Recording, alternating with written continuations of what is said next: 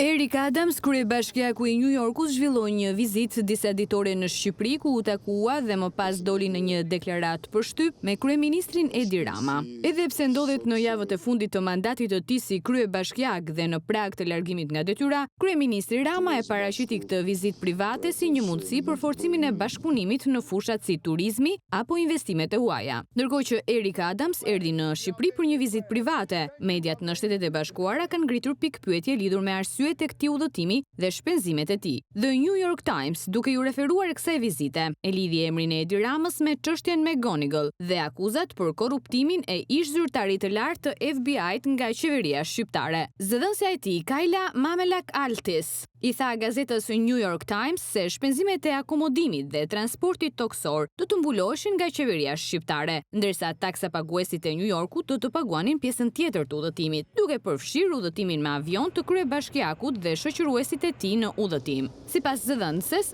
dhoma e akomodimit të Adams në Shqipëri kushton rreth $200 në natë dhe transporti toksor rreth $90 në ditë. Në një artikull media amerikane, Gothamist ka ngritur pyetje mbi faktin nëse zyrtarët amerikan mund të pranojnë sponsorizime nga qeveri të huaja, duke vënë kështu vizitën në qendër të një debati për etikën dhe transparencën, ndërsa mijëra kilometra larg në Shqipëri, pyetjet mbi koston dhe mënyrën e financimit të këtij udhëtimi vazhdojnë. Eric Adams u pyet nga syri televizion nëse qeveria shqiptare kishte mbuluar shpenzimet e vizitës, po përgjigjen e dha vet Edi Rama, i cili e mohoi një gjë të tillë.